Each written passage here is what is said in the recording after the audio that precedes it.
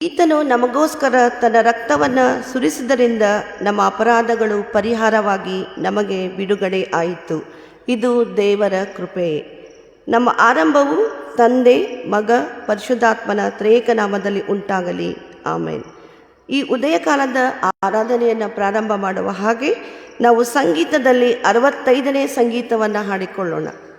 ಸಂಗೀತ 65 ಮೊದಲಿನ 2 ಚರಣಗಳನ್ನು ಮಾತ್ರ ಹಾಡಿಕೊಳ್ಳೋಣ.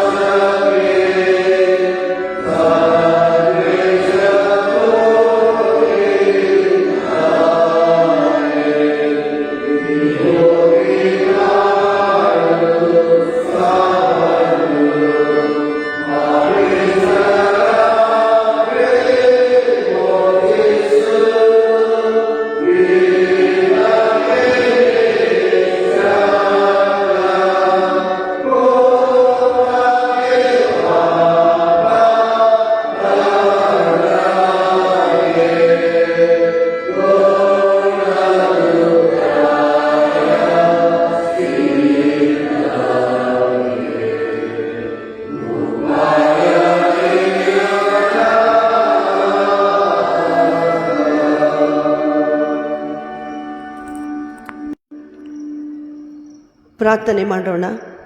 ಸರ್ವಶಕ್ತನಾದ ದೇವರೇ, ಕನಿಕಳುಳ ತಂದೆ, ಅಪಾ ಸ್ವಾಮಿ ಕರ್ತನೆ, ನೀನು ತೋರಿಸಂಥ ದಯೆ, ಪ್ರೀತಿ, ಕರುಣೆಗಾಗಿ ನಿನ್ನನ್ನು ವಂದಿಸುವರಾಗಿದ್ದೇವೆ ಸ್ವಾಮಿ. ಈ ಉದಯ ಕಾಲದಲ್ಲಿ ಸ್ವಾಮಿ, ನಾವು ನಿನ್ನ ಅಡಿಯಲ್ಲಿ ಸೇರಿ ಬಂದಿರುವಾಗ ಸ್ವಾಮಿ, ನಿನ್ನ ಕ್ರೂಜಿ ಅಡಿಗೆ ನೋಡಿ ಸ್ವಾಮಿ, ನಮ್ಮ ಮನಸ್ಸು, ನಮ್ಮ ಹೃದಯಗಳನ್ನು ನಿನಗಾಗಿ ಅರ್ಪಿಸಿ ಸ್ವಾಮಿ, ನಮ್ಮ ಜೀವಿತವನ್ನು ನಾವು ರೂಪಾಂತರಿಸಿಕೊಂಡು ಸ್ವಾಮಿ, ನಿನ್ನ ಬಳಿಗೆ ಬಂದು ನಾವು ನಿನ್ನಲ್ಲಿ ಬೆಳೆಯುವಂತೆ ನಿನ್ನ ಕೃಪೆಯನ್ನು ನಡೆಸಬೇಕೆಂಬುದಾಗಿ ಬೇಡ್ತೇನೆ ಸ್ವಾಮಿ. ಕರ್ತನೆ, ನಮ್ಮ ಸಭೆಯನ್ನು, ನಮ್ಮ ಸಭಾಪಾಲಕರನ್ನು, ಸಭಾಪಾಲನ ಸಮಿತಿಯನ್ನು ಮತ್ತು ನಮ್ಮೆಲ್ಲರನ್ನು ನಿನ್ನ ಕೈಗೆ ಒಪ್ಪಿಸ್ತೇವೆ ಸ್ವಾಮಿ. ಕರ್ತನೆ ಅಪಾ ಸ್ವಾಮಿ, ಈ ಸುಂದರವಾದ ಆಲಯದಲ್ಲಿ ಸ್ವಾಮಿ ನಿನ್ನನ್ನು ಕೊಂಡಾಡಿ ಸ್ತುತಿಸಿ ನಿನ್ನನ್ನು ಘನಪಡಿಸುವ ಹಾಗೆ ನಿನ್ನ ಕೃಪಾ ಸಮಯವನ್ನು ನಮಗೆ ಕೊಟ್ಟಿದ್ದಿ ಸ್ವಾಮಿ. ಅದಕ್ಕಾಗಿ ಸ್ತೋತ್ರ ಸ್ವಾಮಿ. ನಮ್ಮ ಸಭೆಯಲ್ಲಿರುವಂಥ ಎಲ್ಲ ಕುಟುಂಬಗಳನ್ನು, ಮಕ್ಕಳನ್ನು, ಯೌವನಸ್ಥರನ್ನು ನಿನ್ನ ಕೈಗೆ ಒಪ್ಪಿಸ್ತೇನೆ ಸ್ವಾಮಿ. ಅವರೆಲ್ಲರೂ ನಿನ್ನ ಪಾದಸನದಲ್ಲಿ ಸೇರಿ ಸ್ವಾಮಿ, ನೀನು ಕೊಟ್ಟಂಥ ವಾಕ್ಯಗಳನ್ನು ಹಿಡಿದುಕೊಂಡು ಜೀವಿಸುವಂಥ ನಿನ್ನ ಕೃಪೆಯನ್ನು ಕೊಡಬೇಕೆಂಬುದಾಗಿ ಬೇಡ್ತೇನೆ ಸ್ವಾಮಿ. ಮತ್ತು ವಿಶೇಷವಾಗಿ ಇವತ್ತು ರಾಜ್ಯದಲ್ಲಿ ನಡೆಯುವಂಥ SSLCಯ ಗಣಿತ ಪರೀಕ್ಷೆ ನಡೆಯುವಾಗ ಸ್ವಾಮಿ ಕರ್ತನೆ, ಮಕ್ಕಳು ಸ್ವಾಮಿ ಕರ್ತನೆ ಪ್ರಶ್ನೆಗಳನ್ನು ಅರ್ಥೈಸಿಕೊಂಡು ಸ್ವಾಮಿ ಕರ್ತನೆ ಸಮಂಜಸವಾದ ಉತ್ತರವನ್ನು ಬರೀಲಿಕ್ಕಾಗುವಂಥ ಕೃಪೆಯನ್ನು ಕೊಡು ಸ್ವಾಮಿ. ಕೆಲವು ಅಪ್ಲಿಕೇಶನ್ಸ್ ಪ್ರಾಬ್ಲಮ್ ಇರುವಾಗ ಸ್ವಾಮಿ, ಅವುಗಳನ್ನು ತಿಳಿದುಕೊಂಡು ಸ್ವಾಮಿ ತಮ್ಮ ಕೌಶಲ್ಯ ಸಾಮರ್ಥ್ಯದಿಂದ ಅವುಗಳನ್ನು ಬಿಡಿಸುವಂಥ ಕೃಪೆಯನ್ನು ಕೊಡು ಸ್ವಾಮಿ. ಮತ್ತು ವಿಶೇಷವಾಗಿ ನಮ್ಮ ಮಧ್ಯದಲ್ಲಿರುವಂಥ ಘನ ಸೇವಕರನ್ನು ನೀನು ಬಲಪಡಿಸಿದ್ದಿ ಸ್ವಾಮಿ. ಕಳೆದ ವಾರದಿಂದ ನೀನು ಸ್ವಾಮಿ, ಈ ವಾರ ಉದ್ದಕ್ಕೂ ಸ್ವಾಮಿ ನಿನ್ನ ವಾಕ್ಯವನ್ನು ನಮಗೆ ನೀಡಿದ್ದಾರೆ ಸ್ವಾಮಿ. ಅದಕ್ಕಾಗಿ ಸ್ತೋತ್ರ ಸ್ವಾಮಿ. ಅವು ನಿನ್ನ ಮಾತಾಗಿರಲಿ ಸ್ವಾಮಿ. ಅವರು ಹೇಳುವಂಥ ಪ್ರತಿಯೊಂದು ವಾಕ್ಯವನ್ನು ನಾವು ಹಿಡಿದುಕೊಂಡು ಸ್ವಾಮಿ ಕರ್ತನೆ, ನಾವು 60, 80 ಮತ್ತು 100ರಷ್ಟು ಫಲವನ್ನು ಕೊಡುವಂಥ ಮಕ್ಕಳಾಗಲಿಕ್ಕುವಂಥ ಕೃಪೆಯನ್ನು ಕೊಡು ಸ್ವಾಮಿ. ನಮ್ಮೆಲ್ಲರನ್ನು ನಿನ್ನ ಕೈಗೆ ಒಪ್ಪಿಸ್ತೇನೆ ಸ್ವಾಮಿ ಕರ್ತನೆ. ನೀನೇ ನಮ್ಮನ್ನು ಮುನ್ನಡೆಸಬೇಕೆಂಬುದಾಗಿ ನಜರೇತಿನ ಯೇಸು ಕ್ರಿಸ್ತನ ನಾಮದಲ್ಲಿ ಬೇಡಿದ್ದೇನೆ ಸ್ವಾಮಿ. ಆಮೆನ್. ನಾವು ಕರ್ತನನ್ನು ಮಹಿಮೆ ಪಡಿಸುವ ಹಾಗೆ ನಾವು ಸ್ತುತಿ ಗೀತೆಯನ್ನು ಹಾಡಿಕೊಳ್ಳೋಣ. ಮೊದಲನೇದಾಗಿ ರಕ್ತ ಕೋಟಿಯೊಳಗೆ.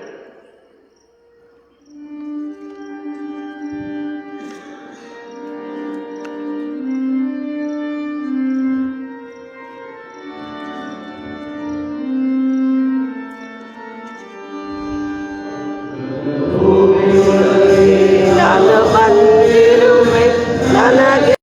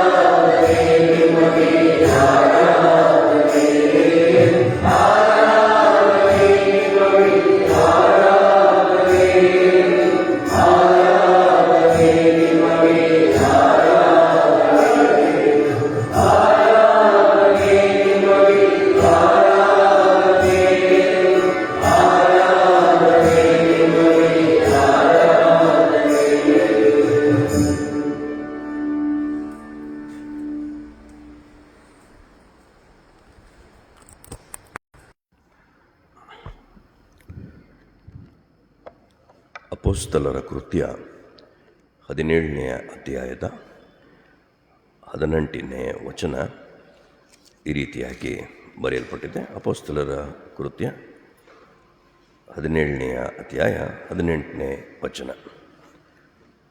ಇದಲ್ಲದೆ ಎಪಿಕುರಿಯರು, ಸ್ತೋಯಿಕರು ಎಂಬ ತತ್ವ ವಿಚಾರಕರಲ್ಲಿ ಕೆಲವರು ಅವನ ಸಂಗಡ ಚರ್ಚೆ ಮಾಡಿದರು ಎಂಬುದಾಗಿ. ಎರಡು ತತ್ವಜ್ಞಾನಿಗಳ ಶಾಲೆ ಇದು. ಎಪಿಕುರಿಯರು ಮತ್ತು ಸ್ತೋಯಿಕರು.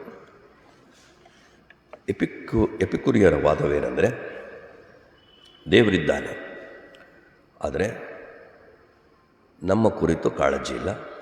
ಹಿ will not interfere in human affairs. ನಮ್ಮ ಜೀವನಗಳಲ್ಲಿ ಆತನ ಮಧ್ಯಸ್ಥಿಕೆಯನ್ನು ವಹಿಸಲ್ಲ, ಮೂಗು ತೋರಿಸೋದಿಲ್ಲ. That is how God is. ಅವರ ವಾದ ಇದು. ಸ್ತೋಯಿಕರದು ಏನು ಅಂದರೆ, ಈಸ್ ಫೀಲಿಂಗ್ಲೆಸ್ ಗಾಡ್. ಭಾವನೆಗಳಿಲ್ಲ ದೇವರಿಗೆ ಅಂತ ಸ್ತೋಯಿಕರ ಚುಟುಕಾಗಿ ಅರ್ಥ ಮಾಡ್ಕೊಳ್ಳಿ. ಅಂಥವ್ರು ಇವನ ಹತ್ರ ಚರ್ಚೆ ಮಾಡ್ತಾಯಿದ್ರು. ಅದಕ್ಕೆ ನಮ್ಮ ಧ್ಯಾನಕ್ಕೆ ಇವತ್ತು ಪ್ರಮುಖವಾದಂಥ ವಾಕ್ಯ ಇಬ್ರಿಯರ ಪತ್ರ 4ನೇ ಅಧ್ಯಾಯ 14ರಿಂದ 16ರವರೆಗೆ. ಇಬ್ರಿಯರ ಪತ್ರ 4ನೇ ಅಧ್ಯಾಯ 14ರಿಂದ 16ರವರೆಗೆ. ಈ 3 ವಚನಗಳೇ ಒಂದು ಪರಿಚ್ಛೇದ. ಇದನ್ನು ನಾವು ಧ್ಯಾನಿಸ್ಬೋದು. 14ನೇ ವಚನ ಹೀಗೆ ಹೇಳುತ್ತೆ: ಆಕಾಶಮಂಡಲಗಳನ್ನು ದಾಟಿ ಹೋದ ದೇವಕುಮಾರನಾದ ಯೇಸುವೆಂಬ ಶ್ರೇಷ್ಠ ಮಹಾಯಾಜಕನು ನಮಗಿರುವುದರಿಂದ ನಾವು ಮಾಡಿರುವ ಪ್ರತಿಜ್ಞೆಯನ್ನು ಬಿಡದೆ ಹಿಡಿಯೋಣ. ಯಾಕಂದರೆ ನಮಗಿರುವ ಮಹಾಯಾಜಕನು ನಮ್ಮ ನಿರ್ಬಲಾವಸ್ಥೆಯನ್ನು ಕುರಿತು ಅನುತಾಪವಿಲ್ಲದವನಲ್ಲ. ಆತನು ಸರ್ವ ವಿಷಯಗಳಲ್ಲಿ ನಮ್ಮ ಹಾಗೆ ಶೋಧನೆಗೆ ಗುರಿಯಾದನು, ಪಾಪ ಮಾತ್ರ ಮಾಡಲಿಲ್ಲ. ಆದದರಿಂದ ನಾವು ಕರುಣೆಯನ್ನು ಹೊಂದುವಂತೆಯೂ ಆತನ ದಯೆಯಿಂದ ಸಮಯೋಚಿತವಾದ ಸಹಾಯವು ನಮಗೆ ದೊರೆಯುವಂತೆಯೂ ಧೈರ್ಯದಿಂದ ಕೃಪಾಸನದ ಮುಂದೆ ಬರೋಣ. ಮೊದಲನೇ 14ನೇ ವಚನ ಶಿಲುಬೆಯ ನಂತರದ ಕ್ರೂಜಿತನ ಉತ್ತುಂಗ. ಆಕಾಶಮಂಡಲಗಳನ್ನು ದಾಟಿ ಹೋಗಿದ್ದಾನೆ. ಆತನು ಜಯಿಸಿದ್ದಾನೆ. ತನ್ನ ಶಿಲುಬೆಯ ಮರಣದಲ್ಲಿ ಆತನು ಜಯಿಸಿರುವ ಕಾರಣ ಆಕಾಶಮಂಡಲಗಳನ್ನು ದಾಟಿ ಹೋಗಿದ್ದಾನೆ. ದೇವಕುಮಾರನೆಂದು ಗುರುತಿಸಿರುವವನು ಈತನು ಯಾರಂದರೆ, ನಮ್ಮ ಶ್ರೇಷ್ಠ ಮಹಾಯಾಜಕ. ಹಳವಡಂಬಡಿಕೆಯಲ್ಲಿ ಯಾವ ಮಹಾಯಾಜಕನಿಗೂ ಕೂಡ ಸಂಬೋಧಿಸಲ್ಪಡದ ಈ ಪದ ಗ್ರೇಟ್ ಹೈ ಪ್ರೀಸ್ಟ್. ಹಳೆ ಒಡಂಬಡಿಕೆಯಲ್ಲಿ ಯಾವ ಮಹಾಯಾಜಕನಿಗೂ ಕೂಡ ಈ ಒಂದು ಸಂಬೋಧನೆ ಇಲ್ಲ. ಆದರೆ ಯೇಸು ಸ್ವಾಮಿಗೆ ಈತನು ಶ್ರೇಷ್ಠ ಮಹಾಯಾಜಕನು. ಇಬ್ರಿಯರ ಪತ್ರದಲ್ಲಿ ಮಹಾಯಾಜಕನ ಹಿಂದೆ ಅಥವಾ ಸಂಬೋಧನೆಗಳು ಭಾಳ ವಿಶೇಷವಾದಂಥ ಗುಣಲಕ್ಷಣಗಳನ್ನು ಪ್ರಕಟಿಸ್ತದೆ. ಈತನು ನಂಬಿಗಸ್ತನಾದ ಮಹಾಯಾಜಕನು, ಕರುಣೆಯುಳ್ಳ ಮಹಾಯಾಜಕನು, ಇಂಥವನೇ ನಮಗೆ ಬೇಕಾಗಿರುವ ಮಹಾಯಾಜಕನು, ಪಾಪಿಗಳಲ್ಲಿ ಸೇರದವನು, ಪರಿಶುದ್ಧನು. ಈ ಥರ ಎಲ್ಲ ಮಹಾಯಾಜಕನ ಕುರಿತು ಸಂಬೋಧನೆಗಳಿದೆ. ಮಹಾಯಾಜಕನು ಅವನ ಮೂಲ ಸೇವೆ ದೇವರಿಗೂ ಮನುಷ್ಯರಿಗೂ ಮಧ್ಯಸ್ಥನು. ಅದೇ ದೇವರಿಗೂ ಮನುಷ್ಯರಿಗೂ ಮಧ್ಯಸ್ಥನು. He is interested in our affairs. ನಮ್ಮ ಬಾಳಿನ ವ್ಯವಹಾರಗಳಲ್ಲಿ, ಜೀವನಗಳಲ್ಲಿ ಆಸಕ್ತಿಯುಳ್ಳ ದೇವರು. ಈ ಅರಿವು ನನಗಿರಬೇಕು. ನಾವು ಹಾದು ಹೋಗುವ ಕಠಿಣ ಸವಾಲುಗಳು, ನಮ್ಮ ಸಂತೋಷಗಳು, ನಮ್ಮ ದುಃಖಗಳು, ನಮ್ಮ ಕಣ್ಣೀರುಗಳು, ಈ ಎಲ್ಲವುಗಳಲ್ಲಿ ಭಾಗವಹಿಸ್ತಾನೆ. ಯೇಸುಸ್ವಾಮಿ ಶರೀರದಲ್ಲಿರುವಾಗಲೇ ಮಾರ್ತಾ ಮರಿಯಳ ಮನೆಯಲ್ಲಿ ಕಣ್ಣೀರಿಟ್ಟಿರುವ ಪ್ರಸಂಗ ಇದೆ. ಭಾಗವಹಿಸ್ತಾನೆ. ಸಂತೋಷಪಟ್ಟಿರುವ ಪ್ರಸಂಗವೂ ಕೂಡ ಇದೆ, ಉಲ್ಲಾಸಿಸಿದ್ದಾನೆ. So he is a part of our feeling. ಇಲ್ಲದಿದ್ದರೆ ಸತ್ಯವೇದ ಹೇಳ್ತಾ ಇರಲಿಲ್ಲ, ನೀವು ಸಂತೋಷ ಪಡುವವರ ಸಂಗಡ ಸಂತೋಷಪಡ್ರಿ, ದುಃಖ ಪಡುವವರ ಸಂಗಡ ದುಃಖ ಪಡ್ರಿ. ಸೊ ನಿನ್ನ ದೇವರು ನಮ್ಮ ಭಾವನೆಗಳಿಗೆ ಸ್ಪಂದಿಸುವಂಥ ದೇವರು, ನಮ್ಮ ಜೀವನಗಳಲ್ಲಿ ಆಸಕ್ತಿಯುಳ್ಳ ದೇವರು, ನಮಗಾಗಿ ಮಧ್ಯಸ್ಥಿಕೆಯನ್ನು ಅಧಿಕಾರಯುಕ್ತವಾಗಿ ವಹಿಸುವ ದೇವರು. ಸೊ ಈ ಯಾವ ತತ್ವ ವಿಚಾರಕರು ಕೂಡ ಸತ್ಯವೇದದ ಸತ್ಯಗಳ ಹತ್ತಿರಕ್ಕೂ ಬಾರರು. This is what we have as high priest. ಕರುಣೆಯುಳ್ಳವನು. ನಂತರ ಈತನ ಕುರಿತು ಹೇಳಿರುವ ಮಾತೇನೆಂದರೆ, ಈ ಕಾರಣದಿಂದ ಇಷ್ಟೆಲ್ಲ ಈ ಮಹಾಯಾಜಕನಾಗಿರುವುದರಿಂದ ನಮ್ಮ ಕರ್ತವ್ಯ ಏನು ಅಂದರೆ, ನಾವು ಮಾಡಿರುವ ಪ್ರತಿಜ್ಞೆ. ಹಾಗಾದರೆ ನಾವು ಈ ವಚನವನ್ನು ವೈಯಕ್ತಿಕವಾಗಿ ನಾವು ಗ್ರಹಿಸಬೇಕು. ಹೇಗೆ ಅಂದರೆ, ನಾವು ಮಾಡಿರುವ ಪ್ರತಿಜ್ಞೆ, ನಮ್ಮ ಹೆಸರು ಹಾಕೋಬೇಕಲ್ಲಿ, ನಾವು ಅನ್ನೋ ಜಾಗದಲ್ಲಿ ನಮ್ಮ ಹೆಸರು ಹಾಕೋಬೇಕು. ಏನು ಪ್ರತಿಜ್ಞೆ ಮಾಡಿದ್ದೀವಿ ನಾವು? ಸರಳವಾಗಿ ಒಂದು ಪ್ರತಿಜ್ಞೆಯನ್ನು ನೆನಪು ಮಾಡ್ಕೊಳ್ಳೋಣ. ಯೇಸುವನ್ನೇ ಕರ್ತನೆಂದು ಬಾಯಿಂದ ಅರಿಕೆ ಮಾಡಿರುವುದೇ ಪ್ರತಿಜ್ಞೆ. ಇದನ್ನು ಬಿಡದೆ ಹಿಡಿಯೋಣ. ಸರ್ವಕಾಲಕ್ಕೂ ಈತನು ನನ್ನ ಜೀವದ ಒಡೆಯನು, ಈತನು ನನ್ನ ಜೀವಕ್ಕೆ ಮಾಲೀಕನು, ಈತನು ನನ್ನ ಅಧಿಕಾರಿ, ನನ್ನ ಯಜಮಾನನು. ಇದೇ ಆ ಪ್ರತಿಜ್ಞೆ, ಈ ಪ್ರತಿಜ್ಞೆಯನ್ನು ಬಿಡದೆ ಹಿಡಿಯೋಣ. ಮಿನಿಮಮ್ 1 ಲೈನ್ ಆಫ್ ಪ್ರೊಫೆಷನ್ ಅಥವಾ confession, 1 line of professing confession. ಇದು ಪ್ರತಿಜ್ಞೆ. ನಾವು ಬಾಯಿಂದ ಆರಿಕೆ ಮಾಡಿದ್ದೀವಿ, ಈತನೇ ಕರ್ತನ್. That means is my owner, is my authority, is my Lord, everything. So ಯಜಮಾನನಿಗೆ ತನ್ನ ಕೈ ಕೆಳಗಿರುವವರ ಕುರಿತು ಆಸಕ್ತಿ ಇರುತ್ತೋ ಇಲ್ಲವೋ? ಆಸಕ್ತಿ ಇರುತ್ತೆ. ದ ಮೋರ್ ಯು ಈಲ್ಡ್, ನೀವು ಎಷ್ಟು ಆತನಿಗೆ ಒಳಪಡುತ್ತೀರೋ, the more you will have an experience with him. ಇದು ಬಹಳ ಅವಶ್ಯ. ಅದಕ್ಕೆ ಹೇಳ್ತೇನೆ, ನಿಮ್ಮ ಚಿಂತೆಯನ್ನು ನನ್ನ ಮೇಲೆ ಹಾಕ್ರಿ, ನಾನು ನಿಮಗೋಸ್ಕರ ಚಿಂತಿಸ್ತೇನೆ. It could be my present situation, ನನ್ನ ಪ್ರಸ್ತುತ ಪರಿಸ್ಥಿತಿ ಆಗ್ಬೋದು. It could be my future situation.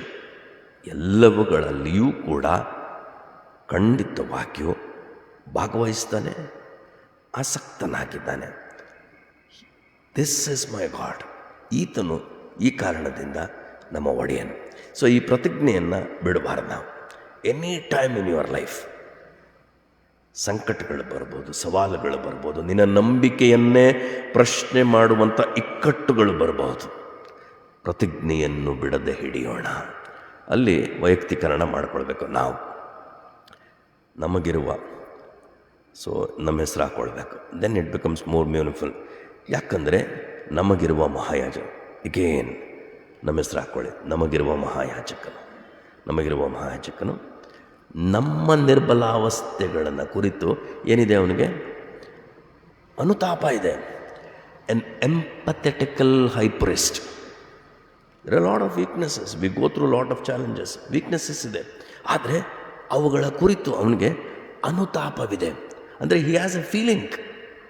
ಅವುಗಳ ಕುರಿತು ಅನುತಾಪ ಇದೆ. C how great this high priest is. ಇಂತಹ ಶ್ರೇಷ್ಠವಾದ ಮಹಾಯಾಜಕನು ನಮಗೆ ಕೊಟ್ಟಿದ್ದಾನೆ. ಹಳೆ ಒಡಂಬಡಿಕೆಯಲ್ಲಿ ಇಂಥ ಗುಣಲಕ್ಷಣಗಳಿರುವ ಮಹಾಯಾಜಕನು ಇಲ್ಲವೇನೋ ಅನ್ನೋ ರೀತಿಯಲ್ಲಿ ಹೇಳ್ಬೋದು ನೀವು.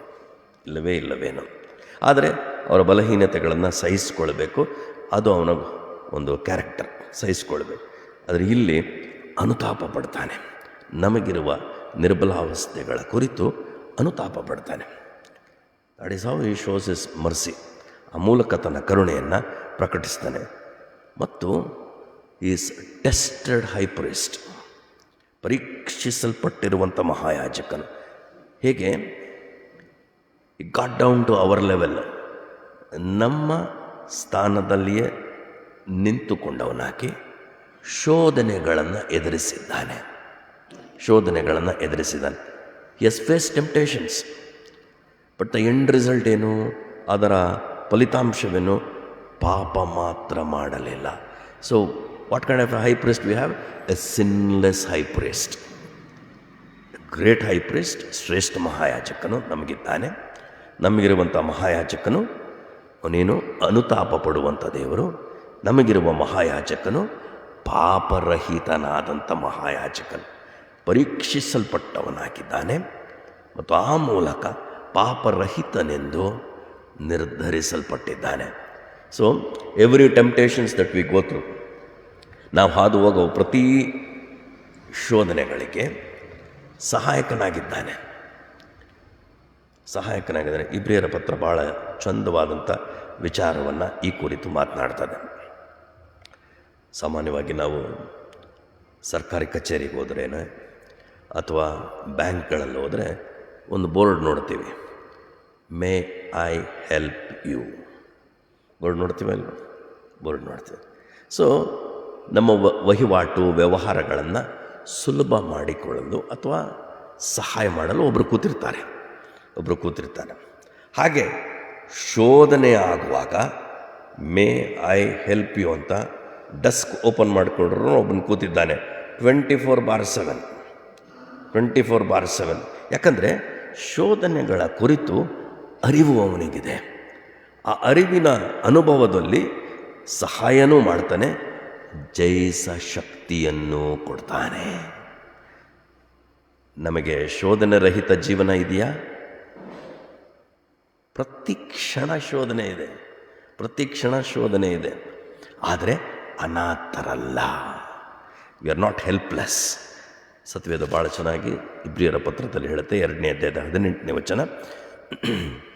17ನೇ ವಚನ ಮತ್ತೆ ಇವನು ಕರುಣೆಯುಳ್ಳ ನಂಬಿಕೆಯುಳ್ಳ ಮಹಾಯಾಜಕನೆಂದು 17ನೇ ವಚನ ಕೊನೆಗಾಣುತ್ತಾ 18ನೇ ವಚನ ಹೇಳುತ್ತೆ, ತಾನೇ ಶೋಧಿಸಲ್ಪಟ್ಟು ಬಾಧೆಯನ್ನು ಅನುಭವಿಸುವುದರಿಂದ ಶೋಧಿಸಲ್ಪಡುವವರಿಗೆ ಸಹಾಯ ಮಾಡುವುದಕ್ಕೆ ಏನಾಗಿದ್ದಾನೆ? ಶಕ್ತನಾಗಿದ್ದಾನೆ. ಇದು may I help you desk, ಸಹಾಯ ಮಾಡಿ. ಸೊ ನಮ್ಮ ಜೀವನದ ಯಾವುದೇ ಹಂತದಲ್ಲೂ ಶೋಧನೆಗಳು ಸಹಜ, ಆದರೆ ಅನಾಥರಲ್ಲ. We all should understand. ಶೋಧನೆ ಆಗುತ್ತಲೇ ಆತನ ಬಳಿಗೆ ಹೋಗಿ ಸಹಾಯ ಕೇಳಿದ್ರೆ ಶಕ್ತನಾಗಿದ್ದಾನೆ. Is capable, is able to help. ಅಯ್ಯೋ ಇದು ನನಗೆ ಗೊತ್ತಿಲ್ಲ, ಇದು ಬೇರೆಯವ್ರನ್ನ ವಿಚಾರಿಸಿ ಅಂತ ಹೇಳೋ ಅವಶ್ಯಕತೆನೇ ಇಲ್ಲ ಯೇಸು ಸ್ವಾಮಿಗೆ. ಯಾಕಂದರೆ ತಾನೇ ಹಾದು ಹೋಗಿದ್ದಾನೆ. That means is interested in our affairs. ನಿನ್ನ ದೇವರಿಗೆ ನನ್ನ ಜೀವನ ಅದರ ವ್ಯವಹಾರಗಳಲ್ಲಿ ಆಸಕ್ತವುಳ್ಳ ದೇವರು. How blessed we are. ನಾವೆಷ್ಟು ಆಶೀರ್ವದಿಸಲ್ಪಟ್ಟಂಥ ಒಂದು ಸಮುದಾಯವಾಗಿದ್ದೇವೆ. These are all reasons why we need to worship God. ಈ ಎಲ್ಲ ಕಾರಣಗಳೇ ದೇವರನ್ನು ಆರಾಧನೆ ಮಾಡುವುದಕ್ಕೆ ಸಕಾರಣಗಳಾಗುವುದರಲ್ಲಿ ಸಂದೇಹವಿಲ್ಲ. ನಂತರ ನಾವೇನು ನೋಡ್ತೀವಿ? ಪಾಪರಹಿತನು, ಶೋಧನೆಗೆ ಗುರಿಯಾದ ಪಾಪ ಮಾತ್ರ ಬೇಡ. ಆದುದರಿಂದ ಈ ಮೇಲಿನ 14-15ನೇ ವಚನದ ಎಲ್ಲ ಫಲಿತಾಂಶಗಳ ಉದ್ದೇಶವೇನು ಅಂದರೆ, ಆದುದರಿಂದ ನಾವು ಕರುಣೆಯನ್ನು ಹೊಂದುವಂತೆ, ಟು ರಿಸೀವ್ ಇಸ್ ಮರ್ಸಿ. ಭಾಳ ಚೆನ್ನಾಗಿದೆ, ಟು ರಿಸೀವ್ ಇಸ್ ಮರ್ಸಿ. ನಮ್ಮ ರಕ್ಷಣೆಯಲ್ಲಿ ದೇವರ ಕರುಣೆ, ದೇವರ ಕೃಪೆ ಕೆಲಸ ಮಾಡಿದೆ. ನಮ್ಮ ರಕ್ಷಣೆಯಲ್ಲಿ ದೇವರ ಕರುಣೆ ಏನು? He didn't put us into hell. We deserve. Okay, ನರಕ ಪಾತ್ರರೇ ನಾವು, ಆದರೆ ಹಿ ಡಿಡ್ಂಟ್ ಪುಟ್ ಅಸ್. ಕೃಪೆ ಏನು? ನಾನು ಸಾಯುವ ಬದಲು ಅವನು ಸತ್ತಿದ್ದಾನೆ. So beautiful it is, so beautiful. So ಕರುಣೆಯನ್ನು ಹೊಂದುವಂತೆಯೋ ಮತ್ತು ಸಮಯೋಚಿತವಾದ ಸಹಾಯ, ಇದು ಭಾಳ ಇಂಪಾರ್ಟೆಂಟ್. ನಮ್ಮ ಜೀವನದ ಸಮಯಗಳಲ್ಲಿ ಕೆಲವೊಮ್ಮೆ ನಮ್ಮ ಸಮಯಗಳು ವ್ಯತಿರಿಕ್ತವಾಗಿರುತ್ತೆ, ಸವಾಲಿನಿಂದ ಕೂಡಿರುತ್ತೆ. ಸೊ ಆ ಟೈಮ್ಲಿ ಹೆಲ್ಪ್ಗೆ, ಆ ನೀಡ್ಗೆ ಆತನ ಬಳಿಗೆ ಬರ್ಬೋದು. ಹೇಗೆ ಬರ್ಬೋದು? ಕೃಪಾಸನದ ಮುಂದೆ ಧೈರ್ಯವಾಗಿ ಬರಬಹುದು. ಯೇಸುವಿನ ಬಳಿಗೆ ಹೋಗಲಿಕ್ಕೆ ಮನುಷ್ಯನ ಮಧ್ಯಸ್ಥಿಕೆ ಬೇಕಾ? ಟು ಅಪ್ರೋಚ್ ಜೀಸಸ್ ಮನುಷ್ಯನ ಮಧ್ಯಸ್ಥಿಕೆ ಬೇಕಾ? ಬೇಡ. ವೈಯಕ್ತಿಕವಾಗಿ ನೀನೇ ಹೋಗು. ಯಾಕಂದರೆ ಆ ಮಾರ್ಗವನ್ನು ತೆರೆದಿಟ್ಟಿದ್ದಾನೆ, ಆ ಸ್ವಾತಂತ್ರ್ಯವನ್ನು ದಯಪಾಲಿಸಿದ್ದಾನೆ. If I don't go, who is at loss? ನಾನು ಹೋಗಲಿಲ್ಲ ಅಂದರೆ ಯಾರಿಗೆ ನಷ್ಟ? ನಮಗೆ ನಷ್ಟ. ಅದಕ್ಕೆ ಬಾಡಿಗೆ ಹೊಡಿಬಾರ್ದು. Have an experience to approach him. ಆತನ ಸಾಮೀಪ್ಯಕ್ಕೆ ಹೋಗುವ ಅನುಭವ ಸಹಜವಾಗಬೇಕು, ಸ್ವಾಭಾವಿಕವಾಗಬೇಕು, ಮೇಲೆ ಮೇಲೆ ಆಗಬೇಕು, ಮೇಲೆ ಮೇಲೆ ಆಗಬೇಕು. ಭಾಳ ಭಾಳ ಪ್ರಮುಖವಾದಂಥ ವಿಷಯ. ಸೊ ಹ್ಯೂಮನ್ ಮೀಡಿಯೇಷನ್ ಅವಶ್ಯ ಇಲ್ಲ. Of course you can. ನಮ್ಮ ಪ್ರಾರ್ಥನೆಯ ಮನವಿಗಳನ್ನು ಬೇರೆಯವರೊಟ್ಟಿಗೆ ಹಂಚ್ಕೊಳ್ಬೋದು, ನಾನು ಬೇಡ ಅಂತಲ್ಲ. That doesn't mean that is our mediator. ಅದಕ್ಕೆ nobody should claim I prayed you got healed. No no no, God heard the prayer and God healed. ದೇವರು ಪ್ರಾರ್ಥನೆಯನ್ನು ಕೇಳಿದ್ದಾನೆ, ದೇವರು ಸ್ವಸ್ಥಪಡಿಸಿದ್ದಾನೆ. ನೀನು ಯಾಕೆ ಅವನ ಮಹಿಮೆಯನ್ನು ಕದೀಲಿಕ್ಕೆ ಹೋಗಬೇಕು? Don't ever attempt that. ಕರುಣೆಯನ್ನು ಪ್ರಕಟಿಸ್ತಾನೆ, ಸಮಯೋಚಿತವಾದ ಸಹಾಯವನ್ನು ಮಾಡ್ತಾನೆ. ಆ ಒಂದು ನಿರ್ಧಾರದೊಂದಿಗೆ, ನಂಬಿಕೆಯೊಂದಿಗೆ ಆತನ ಬಳಿಗೆ ಬರಬೇಕು. ಹಳವಡಂಬಡಿಕೆಯಲ್ಲಿ ಕೃಪಾಸನವನ್ನು ಸೇರುವ ಅವಕಾಶವಿರಲಿಲ್ಲ. ಮಹಾಯಾಜಕನಿಗೆ ವರ್ಷಕ್ಕೆ ಒಂದಾವರ್ತಿ ಮಾತ್ರ ಮಹಾದೋಷ ಪರಿಹಾರಕ ದಿನದಂದು ಅವನು ಕೃಪಾಸನದ ಬಳಿಗೆ ಹೋಗಬೇಕು. ಭಾಳ ಕಾಳಜಿ ಮಾಡಬೇಕು ಅವನು ಹೋಗುವಾಗ. ರಬನಿಕಲ್ ಟ್ರೆಡಿಷನ್ ಹೇಳುತ್ತೆ, ಅವನನ್ನು ಸುಮಾರು ದಿವಸಗಳನ್ನು ಒಂದು ಕೋಣೆಯಲ್ಲಿ ಹಾಕ್ತಾರಂತೆ. ಕೋಣೆಯಲ್ಲಿ ಆ ರಬ್ಬಾಯಿನ ಹಾಕಿ, ಆ ಮಹಾಯಾಜಕನನ್ನು ಹಾಕಿ, ಎಷ್ಟಾಗುತ್ತೋ ಅಷ್ಟು ಧರ್ಮಶಾಸ್ತ್ರದ ಪಠನೆ, ಪರಿಶುದ್ಧತೆಯ ಕುರಿತು ಅರಿವನ್ನು ಮಾಡಿಸ್ತಾನೇ ಇರ್ತಾರಂತೆ. ಯಾಕಂದರೆ ಡೇಂಜರ್ ಏನು? ಅವನು ಪರಿಶುದ್ಧನಾಗದಿದ್ದರೆ ಕೃಪಾಸನದ ಬಳಿಯಲ್ಲೇ ಮರಣ ಹೊಂದುವ ಸಾಧ್ಯತೆ ಇರುತ್ತೆ. ಸೊ ಇಡೀ ಜನಕ್ಕೆ ಭಯ ಆಗೋಗ್ಬಿಡುತ್ತೆ. ಸ್ನಾನಿಕನಾದ ಯೋಹಾನನ ತಂದೆ ತಡ ಮಾಡಿಬಿಡ್ತಾನೆ ವಾಪಸ್ ಬರೋದಕ್ಕೆ. ಏನಾಯಿತೋ?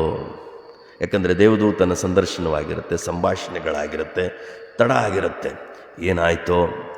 ಕಳವಳ ಹೊರಗಿನವರಿಗೆ ಆಗತ್ತೆ.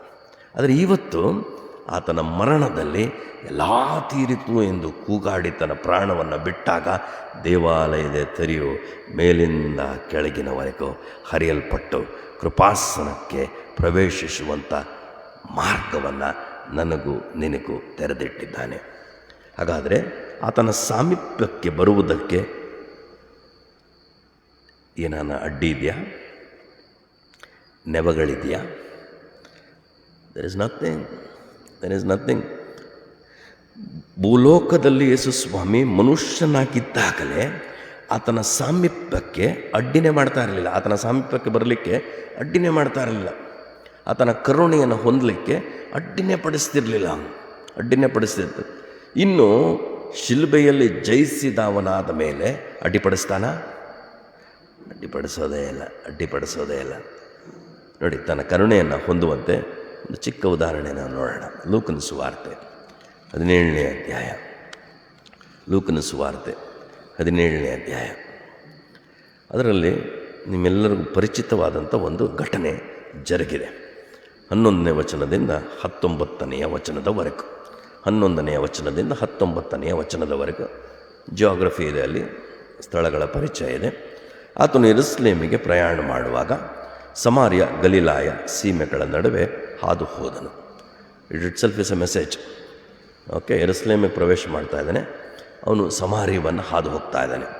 ಸಾಮಾನ್ಯವಾಗಿ ಸಮಾರ್ಯದವರು ತಮ್ಮನ್ನು ದಾಟಿ ಯೆರೂಸಲೇಮ್ಗೆ ಹೋಗುವುದಕ್ಕೆ ಅವಕಾಶ ಕೊಡಲ್ಲ. ಯಾಕಂದರೆ ಅವರಿಬ್ಬರು ಯಾವಾಗಲೂ ಕಿತ್ತಾಟದಲ್ಲಿರ್ತಾರೆ. ಅವ್ರಿಗೆ ಒಂದು ಒಪ್ಪಂದ ಇಲ್ಲ, ಹೊಕ್ಕು ಬಳಕೆ ಇಲ್ಲ.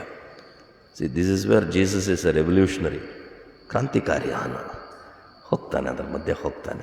ಹೋಗುವಾಗ ಏನಾಯಿತು? ಒಂದು ಹಳ್ಳಿಗೆ ಬಂದಾಗ ಎಷ್ಟು ಜನ ಕುಷ್ಠರೋಗಿಗಳಿದ್ದಾರೆ? 10 ಮಂದಿ ಇದ್ದಾರೆ. ಯಾರು ಕೂಡ ಅವರ ಬಳಿಗೆ ಹೋಗುವುದಕ್ಕೆ ಮನಸ್ಸೇ ಮಾಡಲ್ಲ, ಯಾರು ಕೂಡ. ಬಿಕಾಸ್ ಅವರನ್ನು ಒಂದು ಸಪ್ರೇಟ್ ಶಿಬಿರದಲ್ಲಿಟ್ಟಿರ್ತಾರೆ, ಔಟ್ಸೈಡ್ ದ ಕ್ಯಾಂಪ್. ಅಂದರೆ ಮನುಷ್ಯರು ಹೊಕ್ಕು ಬಳಿಕೆ ಇರದೇ ಇರುವ ಜಾಗದಲ್ಲಿ. ಬಿಕಾಸ್ ಆ ರೋಗ ಹಾಗೆ, ಅದನ್ನು ಪ್ರತ್ಯೇಕವಾಗಿಡಬೇಕು. We all know what Covid did. ಅದಲ್ವ, we all know what Covid did. ಅಂತರ ಕಾದ್ಕೋಬೇಕು, ಅಂತರ we all know, we are very familiar with it ನಾವು. ಆ ಥರ ದೂರ ಇಡ್ತಾಯಿದ್ರು ಒಂದು ಕ್ಯಾಂಪಲ್ಲಿ. Isolation, that is idea. Isolate ಮಾಡಿಡ್ತಾಯಿದ್ರು. ಯಾರೂ ಹೋಗಲ್ಲ, ಅವ್ರ ಮನೆಯವರು ಕೂಡ ಹೋಗಲ್ಲ. ಅವರ ಬಳಿಗೆ ಬಂದರೆ ಯಾರಾದರೂ, always they had a word, I am unclean, I am unclean ಹೇಳ್ತಾನೇ ಇರಬೇಕು. ಅಂದರೆ ಯಾರು ಬರಬೇಡ್ರಿ ನನ್ನ ಬಳಿಗೆ ಅಂತ ಹೇಳ್ತಾರೆ ಅವರು. But Jesus volunteers to go through them. ಅವರನ್ನು ದಾಟಿ ಹೋಗುವುದಕ್ಕೆ ಯೇಸು ಸ್ವಾಮಿ ಆಯ್ಕೆ ಮಾಡಿಕೊಂಡಿದೆ. ಆ ಮೂವೇ, ಆ ನಡೆನೇ ಕರುಣೆಯಿಂದ ಕೂಡಿರುವಂಥದ್ದು. At least I can meet Jesus. ನನಗೆ ಸ್ವಾಮಿ ಸಿಗ್ತಾನೆ. ಈ 10 ಮಂದಿ ನೋಡಿ, ಭಾಳ ಚಂದವಾದಂಥ ಪ್ರಸಂಗ ಇದು. 10 ಮಂದಿ ಕುಷ್ಠರೋಗಿಗಳು ಆತನ ಎದುರಿಗೆ ಬಂದು ದೂರದಲ್ಲಿ ನಿಂತು ಪ್ರೋಟೋಕಾಲ್ ಫಾಲೋ ಮಾಡ್ತಾ ಇದ್ದಾರೆ. ಅದನ್ನು ಎದುರಿಗೆ ಬಂದಿದ್ದಾರೆ. They knew the value of Jesus. ಯೇಸುಸ್ವಾಮಿಯ ಮೌಲ್ಯ ಗೊತ್ತಿತ್ತು ಅವ್ರಿಗೆ. ಯೇಸುಸ್ವಾಮಿ ಯಾರು ಅಂತ ಗೊತ್ತಿತ್ತು. ಯಾಕಂದರೆ ಕೆಲವು ಕುಷ್ಠರೋಗಿಗಳನ್ನು ಯೇಸು ಸ್ವಸ್ಥ ಮಾಡಿದ್ದಾನೆ. ಪರ್ವತ ಪ್ರಸಂಗ ಆದ ಮೇಲೆ ನಮಗೆ ಗೊತ್ತಾಗಿದೆ 8ನೇ ಅಧ್ಯಾಯದಲ್ಲಿ ಮತ್ತಾಯನ ಸುವಾರ್ತೆ. ಅವನು ಬೆಟ್ಟವನ್ನು ಕೆಳಗಿಳಿದಾಗ ಒಬ್ಬ ಕುಷ್ಠರೋಗಿ ಕೇಳ್ತಾನೆ, ನನ್ನನ್ನು ಶುದ್ಧ ಮಾಡ ಮನಸ್ಸಿದೆಯಾ ನಿನಗೆ ಅಂತ. ಭಾಳ ವಿಚಿತ್ರವಾಗಿ ಬರೆದದು. ಈ ಟಚ್ಡ್ ಅಂತ ಬರೆದದೆ, ನಿಷೇಧ. ಅದು ಮುಟ್ಟಂಗಿಲ್ಲ ಕುಷ್ಠರೋಗಿನ. ಈ ಟಚ್ಡ್, ಈ ಗಾಟ್ ಹೀಲ್ಡ್. ಯಾರಿಗೂ ಹೇಳಕ್ಕೆ ಹೋಗ್ಬೇಡಪ್ಪ, ಯಾಜಕರಿಗೆ ತಿಳಿಸು. ಟು ಡಿಕ್ಲೇರ್ ಮೆಸ್ಸಿಯನ್ನು ಬಂದಿದ್ದಾನೆ ಅಂತ ಒಂದು ಡಿಕ್ಲೇರ್ ಮಾಡಬೇಕು. ಅದು ಬೇರೆ ವಿಚಾರ, ಅದಾದಮೇಲೆ ಮಾತಾಡೋಣ ಯಾವಾಗಲಾದರೂ. ಆ ರೀತಿಯಾಗಿ ಸೊ ಇವರಿಗೆ ಪ್ರೋಟೋಕಾಲ್ ಗೊತ್ತಿದೆ, ಯಾರು ನಮ್ಮನ್ನು ಹಾದು ಹೋಗ್ತಾ ಇದ್ದಾರೆ ಅಂತ ಗೊತ್ತಿದೆ. ಅವನು ಸಿಕ್ಕುವಾಗ ಆಶ್ರಯಿಸ್ಕೊಳ್ಬೇಕು. ಯೆಹೋವನು ಸಿಕ್ಕುವಾಗ ಅವನನ್ನು ಆಶ್ರಯಿಸಿಕೊಳ್ಳಬೇಕು. ಯೇಸು ಸಿಕ್ಕುವಾಗ ಆಶ್ರಯಿಸಿಕೊಳ್ಳಬೇಕು. ಬುದ್ಧಿ ಸ್ಥಿಮಿತವಾಗಿರುವಾಗ, ಆರೋಗ್ಯದಿಂದಿರುವಾಗ, ಶಕ್ತಿ ಇರುವಾಗ, do not neglect this Jesus. It's a reminder, it's a reminder for all of us. Do not neglect. So ಅವರು ಸಿಕ್ಕ ಅವಕಾಶವನ್ನು ಉಪಯೋಗಿಸ್ಕೊಂಡಿದ್ದಾರೆ.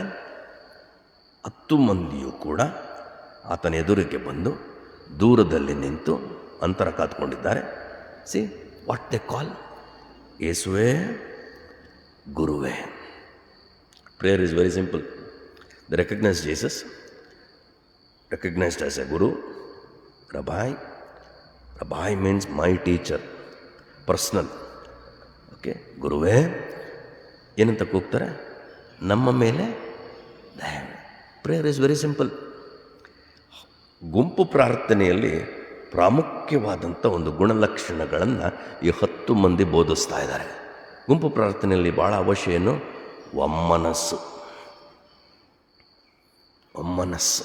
ಪ್ರಾರ್ಥನೆ ಒಂದೇ ಸಾಲ ತಾನೆ ಅವರಿಗೆ, ಅವರ ಅಗತ್ಯ ಒಂದೇ ತಾನೆ, ಅವರ ಅಗತ್ಯ ಒಂದೇ. ಆದರೆ 10 ಮಂದಿಯಲ್ಲೂ ಏಕೀಭವಿಸಿದವರಾಗಿ ಒಂದೇ ಮನಸ್ಸು, ಇನ್ ಅಗ್ರಿಮೆಂಟ್. ಭೂಲೋಕದಲ್ಲಿ ಯಾವುದೇ ಒಂದು ವಿಷಯವನ್ನು ನೀವು ಕೇಳುವಾಗ ಒಂದು ಮನಸ್ಸುಳ್ಳವರಾಗಿದ್ದರೆ ಪರಲೋಕದ ದೇವರಿಂದ ನಿಮಗೆ ಆಗುವುದು. See, all 10 had one mind and their need is common. ಅವರ ಅಗತ್ಯ ಭಾಳ ಸಾಮಾನ್ಯ. ಕುಷ್ಠರೋಗ ಇದೆ, ನಮಗೇನು ಮಾಡಬೇಕು ನೀನು? Did they express their faith? ನಂಬಿಕೆಯನ್ನು ವ್ಯಕ್ತಪಡಿಸಿದ್ದಾರೆ. ವ್ಯಕ್ತಪಡಿಸಿರುವ ಕಾರಣದಿಂದಲೇ ಈತನು ಸ್ವಸ್ಥಪಡಿಸಬಲ್ಲನೆಂದು ತಿಳಿದವ ಕಾರಣದಿಂದಲೇ they have cried.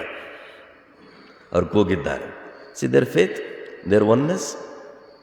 Prayer needs this. ಪ್ರಾರ್ಥನೆಗೆ ಇದು ಭಾಳ ಅವಶ್ಯ. ಗುಂಪು ಪ್ರಾರ್ಥನೆಯಲ್ಲಿ ಏಕೀಭವಿಸಿದವರಾಗಬೇಕು. ನಂಬಿಕೆ ಭಾಳ ಅವಶ್ಯ. Very simple prayer. ನಮ್ಮ ಮೇಲೆ ದಯವಿಡಿ ಎಂದು ಕೂಗಿ ಹೇಳಿದರು ವಿತ್ ಒನ್ ಅಕಾರ್ಡ್. 14ನೇ ವಚನ, ಆತನು ಅವರನ್ನು ನೋಡಿ. ಅಷ್ಟೇ. ಏನನ್ನ ಮಾತಾಡೋದನ್ನ?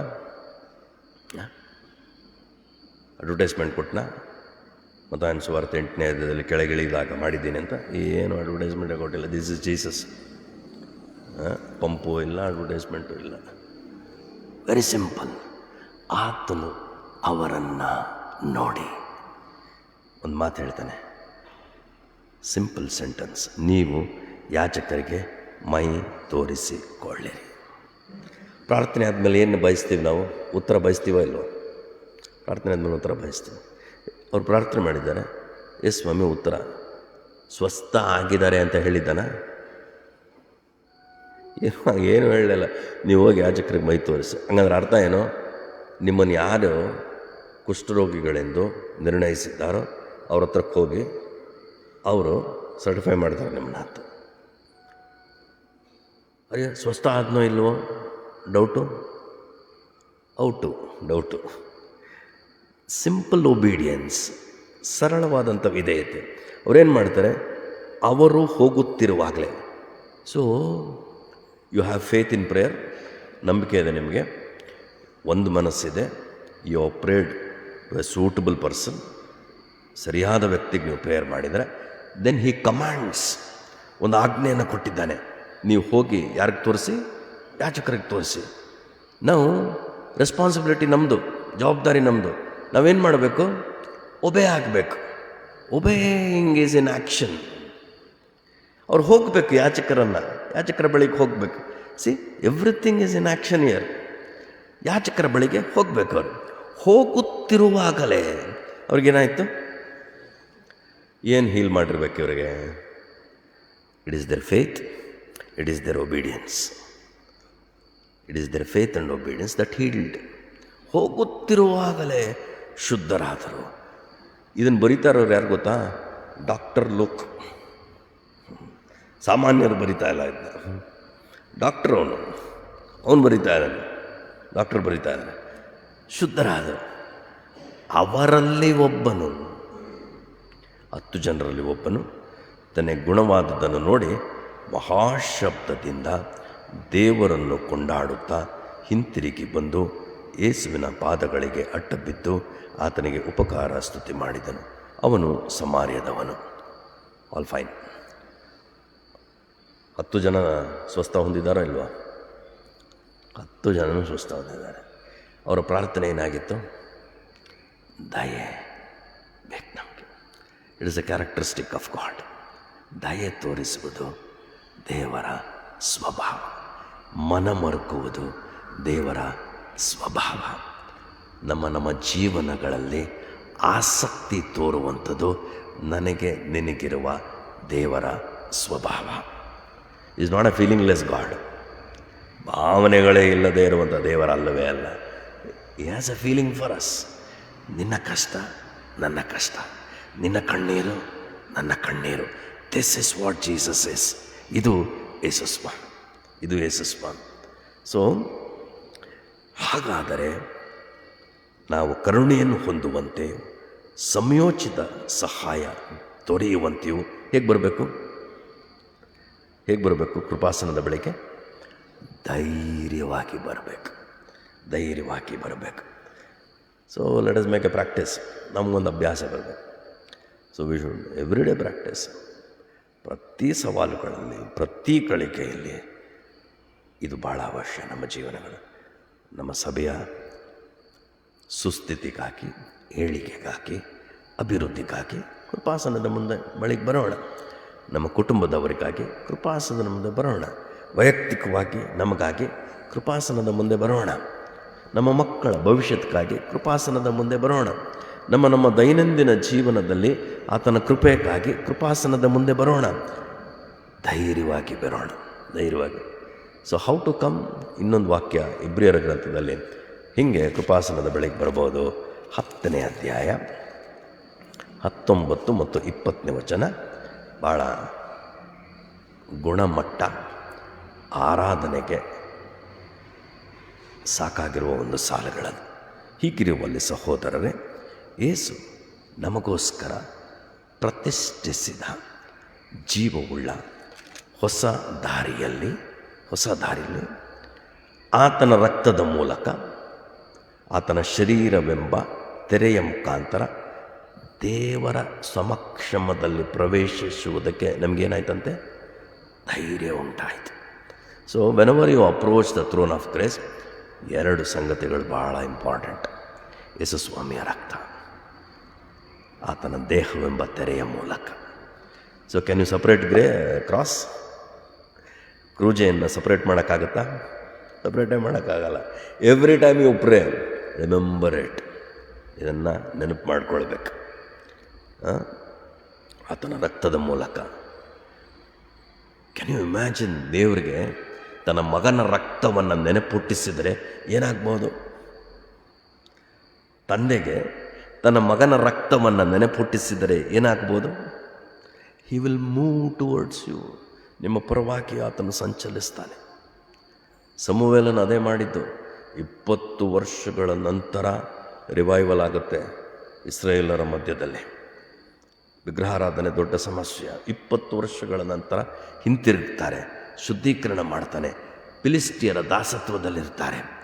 ಇವರೆಲ್ಲರೂ ಮಿಚ್ಪೆಯಲ್ಲಿ ಕೂಡಿದ್ದಾರೆ ಎಂದು ಫಿಲಿಸ್ಟಿಯರಿಗೆ ಗೊತ್ತಾದಾಗ ಸೈನ್ಯವನ್ನು ಕಟ್ಟಿಕೊಂಡು ಇಸ್ರಾಯೇಲರ ವಿರೋಧವಾಗಿ ಬರ್ತಾರೆ.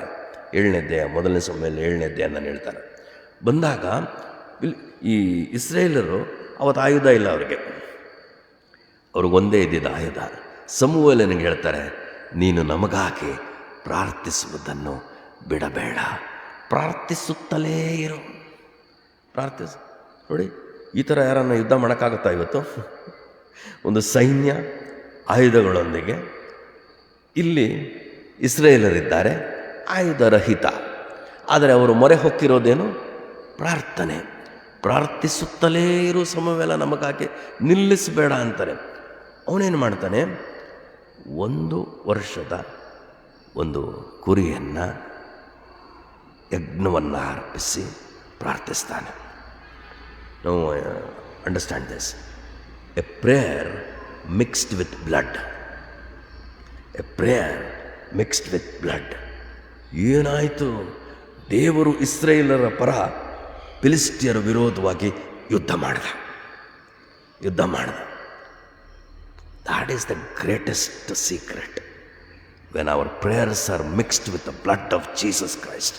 ಯೇಸುಸ್ವಾಮಿಯ ರಕ್ತ ಮಿಶ್ರಣದಿಂದ ಪ್ರಾರ್ಥಿಸಿದಾಗ ತಂದೆಯು ನಮ್ಮ ಪರ ಚಲಿಸ್ತಾನೆ.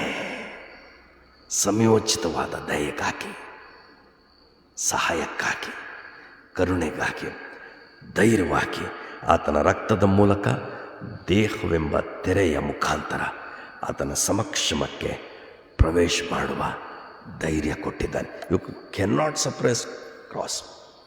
ಅದಕ್ಕೆ ಕ್ರೂಜೆಯ ಅನ್ವಯಗಳನ್ನು, ಅದರ ಸತ್ಯಾರ್ಥಗಳನ್ನು ಒಂದು ಋತುಗೆ ಸೀಮಿತ ಮಾಡಬಾರ್ದು. ದೈನಂದಿನ ಬಾಳಿನಲ್ಲಿ ಹಾಸು ಹೊಕ್ಕಾಗಬೇಕಾಗಿರುವ ಸತ್ಯ ಅದು. So this morning let us get encouraged. ನಮಗಿರುವ ಮಹಾಯಾಜಕನು ಆಕಾಶಮಂಡಲಗಳನ್ನು ದಾಟ ಹೋಗಿದ್ದಾನೆ. ನಮಗಿರುವ ಮಹಾಯಾಜಕನು ಶ್ರೇಷ್ಠವಾದ ಮಹಾಯಾಜಕನು. ಸೊ ನಾವು ನಮ್ಮ ಹೆಸರು ಹಾಕೊಳ್ಳೋಣ. ಪ್ರತಿಜ್ಞೆಯನ್ನು ಬಿಡದೆ ಹಿಡಿಯೋಣ. whatever oath we have taken, whatever confession we have done, and whatever we profess, ಅದನ್ನು ಬಿಡದೆ ಹಿಡಿಯೋಣ. ಮೂಲತಃ ಯೇಸುವೇ ಕರ್ತನೆಂದು ಬಾಯಿಂದ ಅರಿಕೆ ಮಾಡಿರುವ ಈ ಸತ್ಯಾರ್ಥವನ್ನು ಬಿಡದೆ ಹಿಡಿಯೋಣ. ಈತನು ನಮ್ಮ ನಿರ್ಬಲಾವಸ್ಥೆಯನ್ನು ಕುರಿತು ಅನುತಾಪವಿರುವಂಥ ಮಹಾಯಾಜಕನು, A sympathetic and empathetic high priest. ಈತನು ಶೋಧನೆಗೆ ಗುರಿ ಆಯ್ತಾನೆ. ಪಾಪರಹಿತ ಮಹಾಯಾಜಕನು, ಕರುಣೆ ನೀಡುವಂಥ, ದಯೆ ತೋರುವಂಥ ಮಹಾಯಾಜಕನು, ನಮ್ಮ ಜೀವನದಲ್ಲಿ ಆಸಕ್ತಿಯುಳ್ಳ ಮಹಾಯಾಜಕನು. ಮಧ್ಯಸ್ಥಿಕೆಯನ್ನು ವಹಿಸಿ ತನ್ನ ಕರುಣೆಯನ್ನು ಪ್ರಕಟಿಸ್ತಾನೆ. ಸಮಯೋಚಿತವಾದ ಸಹಾಯವನ್ನು ದಯಪಾಲಿಸ್ತಾನೆ. ಆ ಕಾರಣದಿಂದ ನಾವು ಧೈರ್ಯವಾಗಿ ಆತನ ಸಮಕ್ಷಮಕ್ಕೆ ಹೋಗಲು ಹಿಂಜರಿಯೋದು ಬೇಡ, ನೆವ ಹೇಳುವುದು ಬೇಡ, ವಿಳಂಬ ಮಾಡುವುದೂ ಬೇಡ. ಧೈರ್ಯವಾಗಿ ಆತನ ಸಾನ್ನಿಧ್ಯಕ್ಕೆ ಪ್ರವೇಶಿಸೋಣ. ಕರ್ತನ ಕರುಣೆಯನ್ನು ಹೊಂದಿದವರಾಗಿ ಇಹಲೋಕದಲ್ಲಿ ಆತನ ಸಾಕ್ಷಿಗಳಾಗಿ ಜೀವಿಸೋಣ. ಕರ್ತನಿಯ ಆಲೋಚನೆಗಳಿಂದ ನಮ್ಮನ್ನು ಆಶೀರ್ವದಿಸಲಿ, ಉತ್ತೇಜಿಸಲಿ. ನಮ್ಮನ್ನು ಆತನ ಸಾನ್ನಿಧ್ಯಕ್ಕೆ ಹೋಗುವವರನ್ನಾಗಿ ಆತನು ಪ್ರೇರೇಪಿಸಲಿ. ಕರ್ತನೆಯ ವಾಕ್ಯಗಳನ್ನು ಆಶೀರ್ವದಿಸಿಕೊಡಲಿ. ಆಮೆನ್.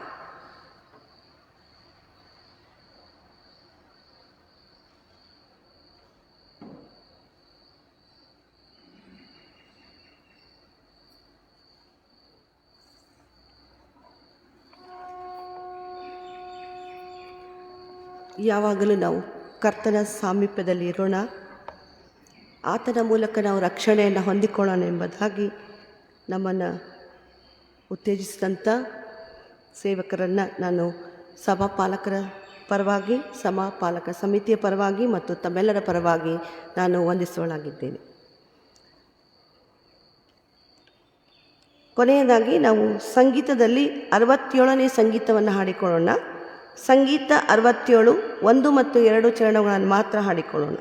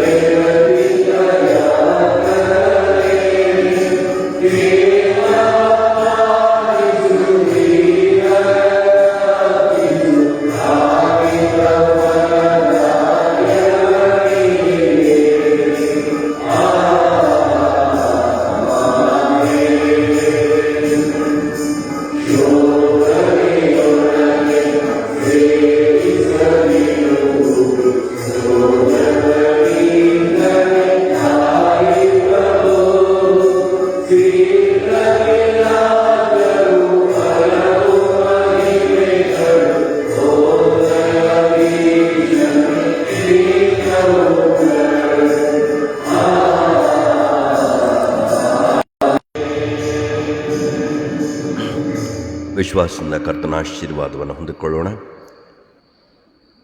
ಕರುಣೆ, ದಯೆ ತೋರಿಸುವಂಥ ತಂದೆ ದೇವರ ಪ್ರೀತಿಯು ಕೃಪಾಸನದ ಮುಂದೆ ಧೈರ್ಯವಾಗಿ ಬರಲಿಕ್ಕೂ ತನ್ನ ರಕ್ತ ದೇಹವೆಂಬ ತೆರೆಯ ಮೂಲಕ ಅನುವು ಮಾಡಿಕೊಟ್ಟಿರುವಂಥ ಯೇಸುಕ್ರಿಸ್ತನ ಕೃಪೆಯು, ಪ್ರಾರ್ಥಿಸಲು ಪ್ರೇರಿಸುವ ಪವಿತ್ರಾತ್ಮನ ಐಕ್ಯತೆಯು, ಅನ್ಯೋನ್ಯತೆಯು ನೆರೆದಿರುವ ಸಭೆಯವರೊಂದಿಗೂ ವೀಕ್ಷಿಸುತ್ತಿರುವ ಪ್ರತಿಯೊಬ್ಬರೊಂದಿಗೂ ನಿರಂತರ ನೆಲೆಯಾಗಿರಲಿ. ಆಮೆನ್.